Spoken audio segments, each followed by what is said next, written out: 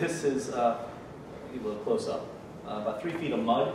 This is actually a main road, a main artery, that hundreds, if not thousands of farmers depend on this road to get back and forth and to bring their crops to market. And so we're asking these people, instead of growing coca, which a kilo of coca paste you can transport in a backpack on horseback, on a motorcycle, it's very easy to move around. Instead, we're demanding they grow hundreds or thousands of kilos of fruits and vegetables to transport on vehicles they don't have, these are peasant farmers, over roads that literally don't exist, farm-to-market roads that don't exist in these areas, because the farms are sometimes a kilometer or 2 or 3 away from this quote-unquote road. And to sell in markets, both domestic and export, they can't get access to. And even if they could get access to these markets, they would have to sell them in a globalized economy against agribusiness imports, very often subsidized by our tax dollars, against which these farmers don't stand a chance. And so this idea of just having them grow legal crops is putting the cart way before the horse. Without adequate infrastructure, without real devotion to alternative economic development or basic economic development, these farmers are not going to switch. They can't. It's not viable.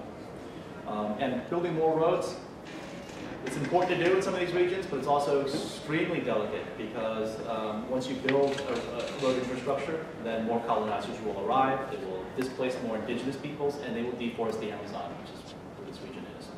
So it's a very delicate balance. And here, this guy's making coca paste, and a kilo of that, again, is very easy to transport. This is a close-up of a kilo. It's actually 3/4 of a kilo. But the white stuff is the pure paste, and the brown stuff is the less pure, different stages of refining. And that's why it makes sense for these people to grow this stuff. And I'll leave you with this image. These are kids who are holding up food crops that we fumigated and destroyed. This was taken in 2002. These kids are now, I think of them today, they're probably a fighting age. And they will have to decide what they're going to do with their lives. And again, those options are very few. And I wonder how many of them join the guerrillas or the paramilitaries or the narco-traffickers as a result of our policies. Because it's this generation that has to decide, both here and in Afghanistan and Mexico, not to join the illegal armed actors, not to grow more illicit crops. And instead of showing these people, we offer you a better way, that we're here to help you find other livelihoods, we are instead punishing them, fumigating them. And it's all stick and no carrot, basically. So this is not a good way to win hearts and minds in the midst of a 4-decade-old civil war. And finally, the Obama administration is beginning to shift these budgets around so that next year's budget will have a much greater emphasis on economic development and assistance and much less reliance on eradication. And the way to do that is to change the metrics of success. So you tell these warriors, look, you will no longer be rewarded based on how many hectares you can eradicate, how many kilos you can interdict, how many people you could lock up. Instead, we're going to measure you on meaningful metrics, sustainable metrics, because this eradication is basically, it's like shoveling water. It's hard to make any kind of progress. So instead, we're going to measure how much agricultural output, alternative agricultural output you can get from these regions, how many kilometers of road are built in consultation with both indigenous populations and local peasant farmers, and those kinds of things. So we're beginning to change those metrics, and as the year goes on, I'm sure you'll be getting urgent action alerts through SSDP and other places to put pressure on elected representatives to do the right thing, because there are a lot of right-wingers out there who still want to do who still think being tough is the solution, and being tough is not the same as being effective.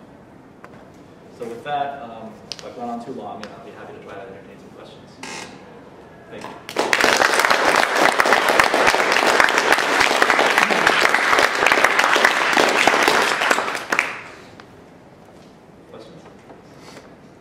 You've been talking a lot about right-wing paramilitary groups in Colombia. What are the goals of these groups? What do they want? Money. Money for the most part. Okay. The origins of the right-wing paramilitaries are varied. Some of them come out of the hunt for Pablo Escobar. There was a private militia, a mercenary group established called Los Pepes. It stood for People Persecuted by Pablo Escobar. And they used all sorts of basically terrorist tactics to go after Pablo Escobar. and his associates. And the two founders of that became the national leaders of the unified paramilitary groups throughout Colombia. They've been killed since then, but they created a fierce right-wing death squad system in Colombia. Tens of thousands of members, and they committed about 3/4 of the massacres in Colombia. Even though the Bush administration would only talk about the guerrillas being the human rights abusers, and they are human rights abusers. The guerrillas are terrible, but the paramilitaries were far worse, and they never talked about them. Other paramilitaries come from protecting local landholders from guerrilla extortion. The guerrillas would charge them war taxes they would collect from people. And so this was a way to fight off those guerrillas. And also to fight guerrilla kidnapping, which is another way they made raise revenue. So these paramilitaries come from many different paths, but for the most part they got very deeply involved in drug trafficking, even more so than, in my opinion, than the guerrillas. And nowadays a lot of them have been demobilized the past couple of years through this process of demobilization, which in many ways has been a fraud because many of them basically took up arms again. They rebranded themselves. They're no longer called paramilitaries. They're now the new criminal syndicates. They're more interested now in simply drug trafficking than all the other political objectives of the previous paramilitaries. They used to be right-wing. Now they don't do business with anyone. They're for money now.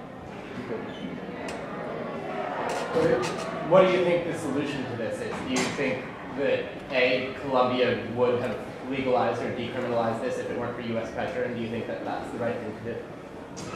Personally, I do think that would have happened, but I debated a former Colombian ambassador, Luis Moreno, twice, and he said publicly that he personally prefers legalization and ending the drug war, but that he can't say that on behalf of the government, and that no Colombian official can, because it would look, again, it's very counterintuitive, but to the rest of the world, it looks like, oh, they're self-serving.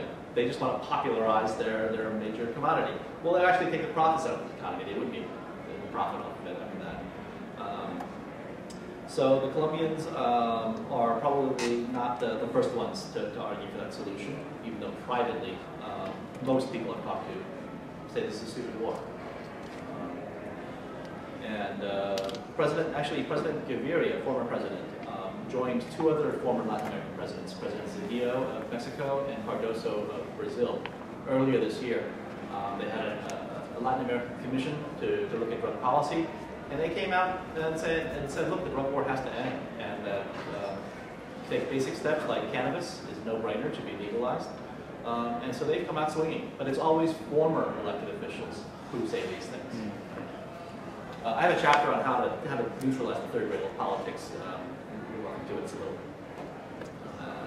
little drier than the other stuff, but basically it's a process by which elected officials can talk about these issues without exposing themselves to imminent peril.